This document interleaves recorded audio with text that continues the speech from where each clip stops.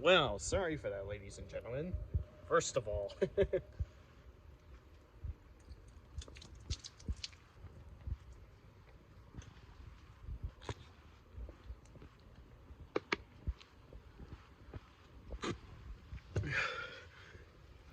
sorry that my phone just decided to up and rage quit since the Diet Coke fluid stream apparently hit the camera hard enough to stop the recording, but luckily it's still recording. Well, not still recording, but it's still working, luckily. Let me just put the Diet Coke bottle in the recycling bin, and then I'll get back inside to discuss this very, rather more than just serious matter that just unfolded, which is a testament to exactly why playoffs should not be in racing, ladies and gentlemen. First of all, in spite of what I just said, this race, I'm not just saying this because Chase Elliott won, by the way, was actually really decent. This is also the testament to why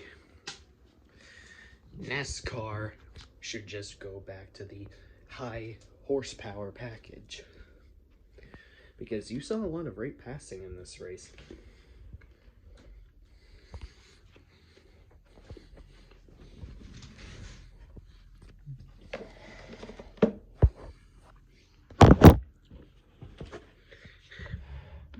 You saw a lot of people put the bumper to the rear end of the car.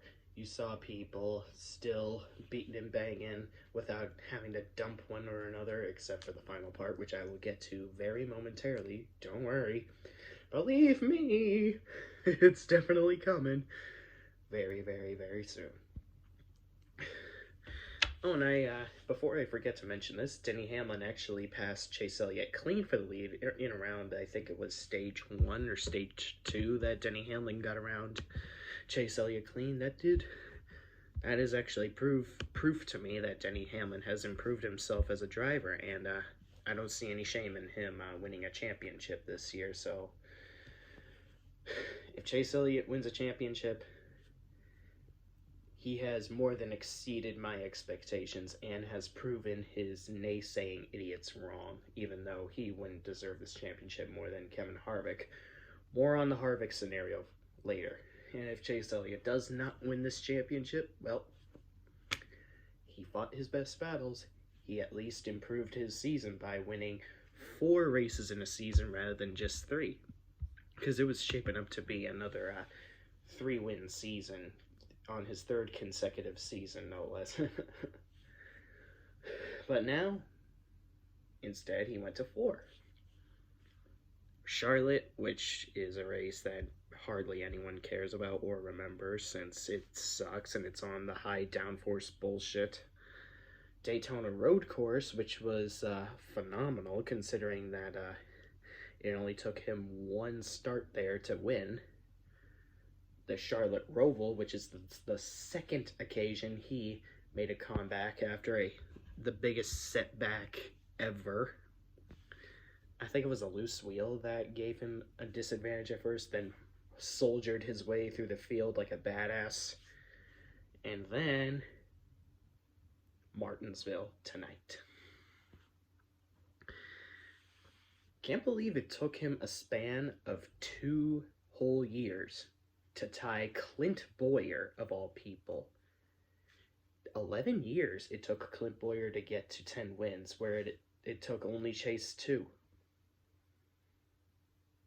While he was driving the 9, at least.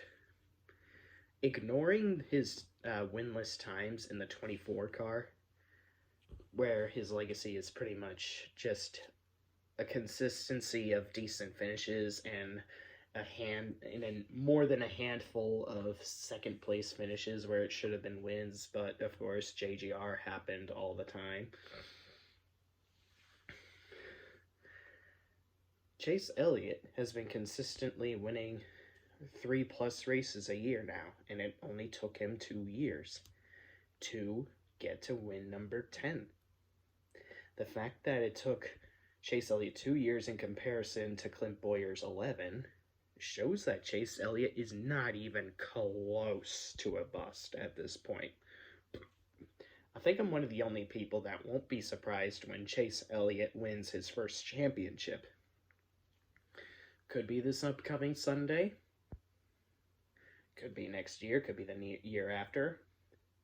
Regardless, he's only 24 years old, making all these impressive stats. Only 4 wins away from being the all-time road course victor. Already at career win number 10. Made his first ever Final Four appearance. In his 5th full season. Whether he'll win the championship or not, he'll still have his best finish, since his best points finish was 5th in 2017. Now, no matter how bad Chase will choke, whether he'll win the championship, choke the championship, whatever, he's going to have his best points finish. Doesn't matter what happens to Chase at Phoenix, he's going to have the best points finish of his career. Until he supposedly wins a championship, assuming he won't succeed this season, he's going to have his best points finish this year. And for that, I'm thankful. And of course, Jimmy Johnson, it was an honor having my name on your car. You did hustle your way towards the top 10. Of course, NASCAR being NASCAR, not enforcing something that they haven't enforced all season until NBC comes broadcasting the races. And it's almost as if NASCAR doesn't enforce a single penalty until the fucking playoffs start to unfold, or when drivers are contending for a spot in the playoffs and during the playoffs itself. But at least NASCAR reinstated Chase's position. But alas, NASCAR doesn't consider resenting their penalties given to Brad Keselowski or Jimmy Johnson. If not for those ridiculous-ass penalties, maybe they could have said something about that race, because Jimmy Johnson was still gaining positions while he was lapped down. He is not as washed, no matter what you guys say about him, he's not even close to as washed up as you think he is, because he has hustled his way to the top 10, only for, of course, NASCAR to pull a penalty out of their fucking ass. It just never ended, and it's quite dismal that Jimmy Johnson's send-off had to be this way. Oh well, at least he's... I heard rumor... We don't know if Phoenix will be his last race. This is definitely his last full-time season, but it'll definitely be his last race in the 48 in NASCAR full-time cup. I heard rumors that he'll probably be in the 25 or 88 for part-time on road courses. Nevertheless, it is promising that he'll increase his skills on road courses, so don't give up hope on Jimmy just yet, because Chip Ganassi did not assign Jimmy Johnson for no reason. Scott Dixon, his upcoming teammate in IndyCar, is bound to be a 7-time champion for a reason. If it's any team that I would deep down know that Jimmy Johnson would be suitable for in IndyCar, it would obviously be Chip Ganassi.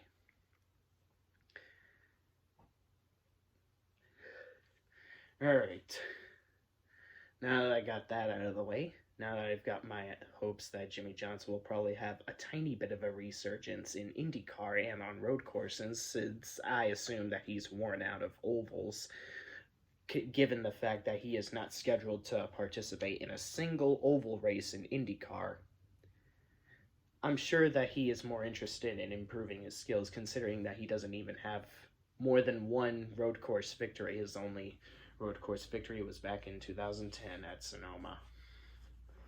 But hey, there's room for improvement, even when you do retire from full-time NASCAR Cup racing. He's done competing for championships, but is not out of racing. Coming to think of it, I'm kind of glad it's over. Jimmy Johnson has been my hero for quite some time. He was always the light in my darkest hours. He was always the main man that I would look forward to all those years. And he was always my favorite person of all time. In not even just racing, and in general, he's the best person any sport could ever ask for. And NASCAR should consider themselves lucky they got a class act and gentleman like Jimmy Johnson. And the fact that he is a 7-time champion, because we're probably never gonna get a driver like Jimmy Johnson ever again. You could say Chase Elliott might be currently building a dynasty of himself to probably build up to the expectations of people that may hype him up to be the next Jeff Gordon or the next Jimmy Johnson or whatever the fuck. But I wouldn't hold my breath too much, because there's still chances that he'll get fucked over constantly. Just look at Dale Earnhardt Jr. when he was with DEI, when Teresa Earnhardt had terrible management. But I digress. The fact that Kevin Harvick had to pull a 2015 Talladega on Kyle Busch, the fact that he couldn't even pass Joey Logano because of how garbage this racing package is, I'm not going to get into that again, because you guys already know the gist of why this package is the most horrendously despicable piece of shit to ever be spawned out of NASCAR's ass. Because watch my 2 previous videos and you'll understand why this package should not exist. You try to make a pass for the lead, knowing deep down you have the better car, only for the slingshot power to not even slightly fucking work. Whereas the low downforce, you have the better car, you were able to make a big move for the lead, or just any position at all, knowing deep down you know which lane you want to take that gives you the greater benefit. And, of course, Kevin Harvick's slight tiny tap to the wall warrants him to be fucked out of a race win. And then, the icing on the cake. Kevin Harvick, in a last-ditch effort to get into the Final Four, knowing deep down that he is the rightful champion, screws himself out when he couldn't even dump Kyle Busch successfully.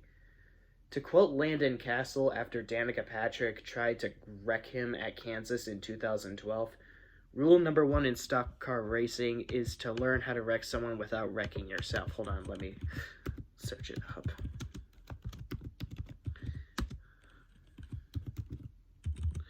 Because this could have been the biggest move Kevin Harvick could have made, and this could have been the saving grace for him after so much bullshit setbacks from that left rear flat it was that gave him the biggest setback. But I'm not sure. All I know is that Kevin Harvick has now officially surpassed Jeff Gordon in robbed championships, because Jeff Gordon was robbed 3 championships, and now Kevin Harvick is at his own number of championships robbed, 4. Ty Naughton and other best friends of mine that are Kevin Harvick fans. Racing is learn how to wreck someone without wrecking yourself. Oh, there it is. Listen. Well, rule number 1 in stock car racing is learn how to wreck someone without wrecking yourself. Take note to anyone that has a last-ditch effort to enter the Final Four. Because as much as I wanted Kevin Harvick to win the Final Four, that sucked. Because, you could have just done it like how Denny Hamlin did to Chase Elliott in Martinsville.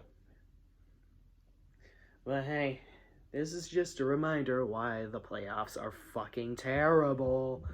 Just a reminder why they should not be in racing. Can you even imagine the playoffs being in IndyCar? Holy mother of Hades, people would be constantly screwing each other out to the point where there's only 7 cars left in the field. Who would have known that would ultimately lead to so many physical injuries, much like Robert Wickens' terrible crash at Pocono 2 years back? Holy fuck, I can't even fathom that. I can't stomach any shit like that. Kevin Harvick with a 7.3 average finish, one of the best average finishes in modern NASCAR history, 26 top 10s, more top 10s than anyone in 2020, 20 top 5s, and still is not eligible for the championship. Someone tell me how this makes sense, other than saying, well, you should just win, other than just giving me the appeal to law fallacy. Who gives a shit if it's the law, if it's horrendously flawed and should have its bullshit called out on? I don't care if you are above the law. If your system is trash, then it's trash. And this moment is living proof why it's dog shit. If you have a teacher or boss or whatever the fuck, I don't think they're morally in the right just because they're above the law or above the authority.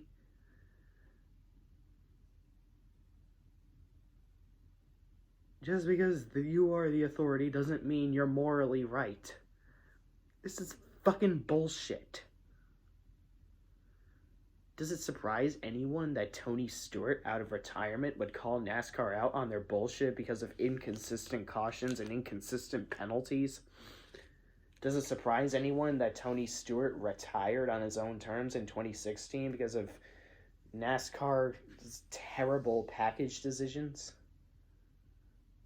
Does it surprise anyone that a lot of big names like Jeff Gordon, Tony Stewart, Jimmy Johnson, Matt Kenseth, well, Matt Kenseth is still racing in the 42, Dale Earnhardt Jr. have decided to leave NASCAR because of their inadequacy? Hell, this is exactly why Carl Edwards decided to leave right after he was fucked yet another championship, regardless of how shit the playoffs are. This right here is the kind of shit that NASCAR always dreams of seeing on the track. This is the stuff that sells tickets, not to a race, but to a street fight or demolition derby on an oval.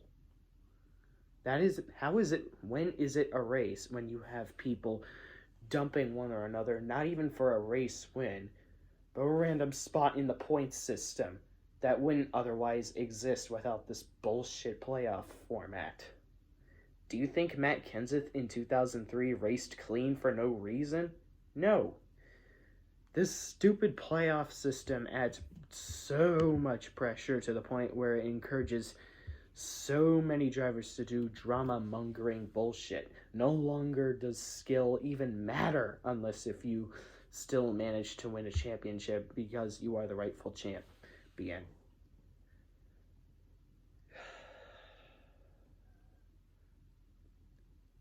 Depending on the circumstances, there's always going to be stupid fucking horse shit that would cause so many different variants of doomsdays in NASCAR.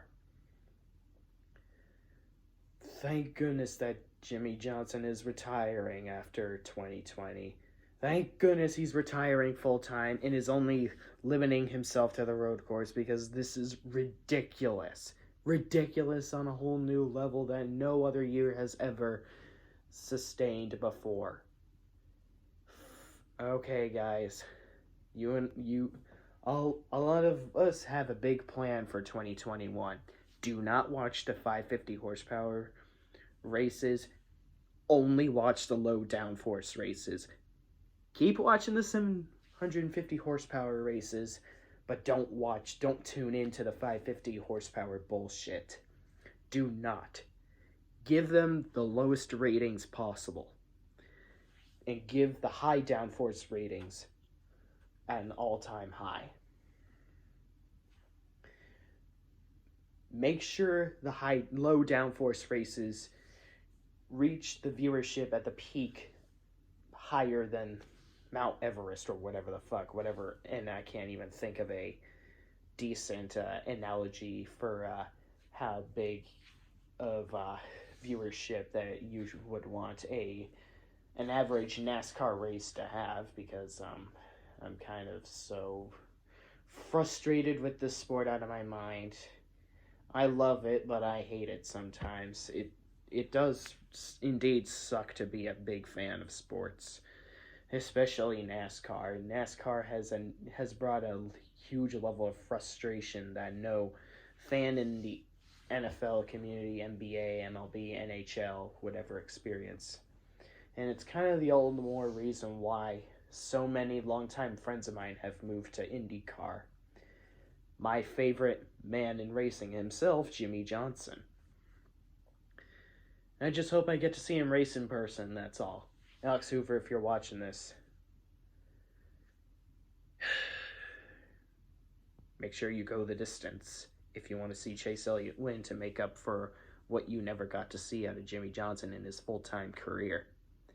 And while you still can, make sure you attend.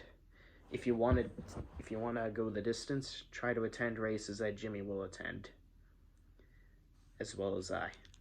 I'm hoping I can buy my ticket to Road America. I already bought my ticket to Loudon and Watkins Glen. As far as the tracks that I have yet to attend, that I for sure will not be attending because of the low horsepower package. It's Las Vegas Auto Club, which even if NASCAR stays at the Gen 6, they won't race the low downforce package at any longer, considering that Auto Club will be transformed into a Bristol-like track. And of course, Kansas. 3 out of the 8 tracks that I have yet to attend, I will definitely for sure not attend. I'm voting. Hit NASCAR where it hurts. Don't watch any drama-mongering bullshit. Do not watch the low horsepower package races. Give them the lowest viewership possible on those ratings, and give the low downforce ratings the highest viewership possible. Take my plan seriously, and maybe NASCAR will understand, and bring NASCAR at least half to where it used to be as we remembered and loved it. Because if they can't get rid of the playoffs, at least we would have legitimate talent on the track, where low downforce would be a part of the package, and high horsepower with hardly a splitter, but increased ride height, no side force, etc., etc., etc. So yeah, I'm super fucking happy. I should be jumping with joy. I should think that this is the best case scenario of my life, and that this is the best opportunity for me to cherish in a shit year like 2020. But of course, knowing the circumstances of what should have been and how much Kevin Harvick deserved this championship more than the 4 drivers, yes, including Chase Elliott,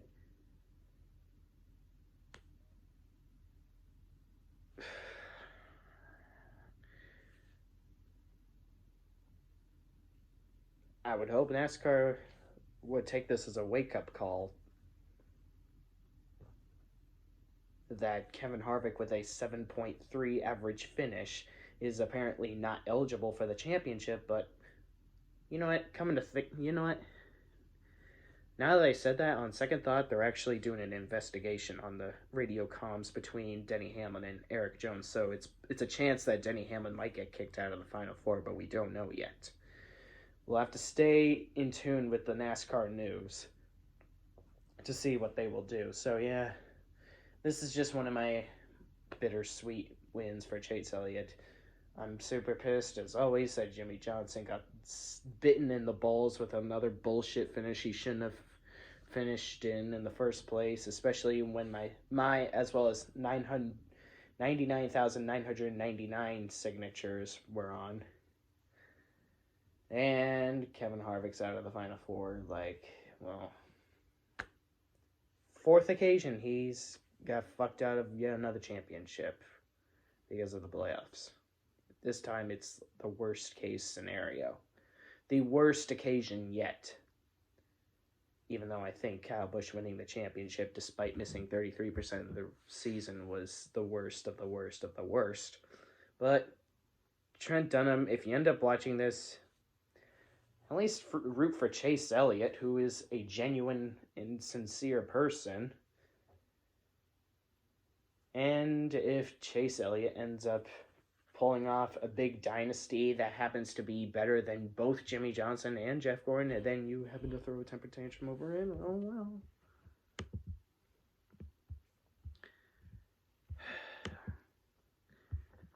Don't get mad if Chase Elliott ends up pulling one of the biggest, overwhelming dynasties in NASCAR history, because you can't say I didn't warn you. To the Chase hate-mongers, he's already had his 10th career win. He pulled it off in just 2 years. What's that? You can't explain? You can't explain how Chase is a bust? Maybe it's just because Chase Elliott is simply talented and it isn't just another Silversman? Ever thought of that? Picture this. What if his name has nothing to do with Bill Elliott?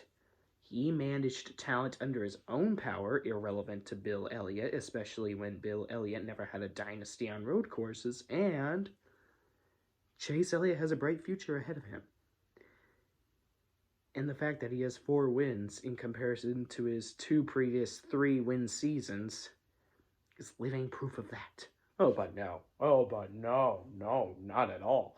I would just be too gullible to have a brain over the fact that Chase Elliott's near 190 starts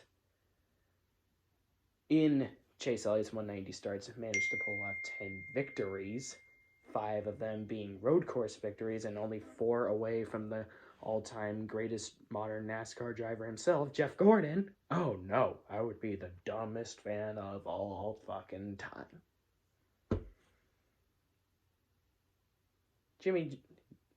The only hope I have left for Jimmy Johnson is that he'll acquire a win or 2 on road courses, whether it be part-time in NASCAR in 2021 or the full-time road course schedule in IndyCar. It's just wishful thinking at this point. I wish him all the best for whatever comes next after his full-time 48 career. Anyways, thank you guys for watching. Go Chase Elliott. Fuck the playoffs. Fuck NASCAR and their inconsistent horse shit.